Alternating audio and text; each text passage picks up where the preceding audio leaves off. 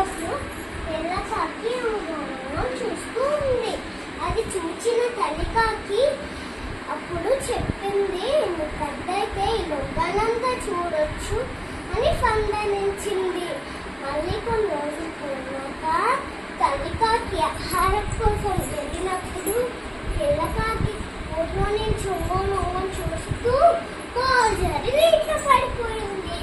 అది చూసిన తల్లికాకి అయ్యో నా పిల్ల అని బాధపడింది.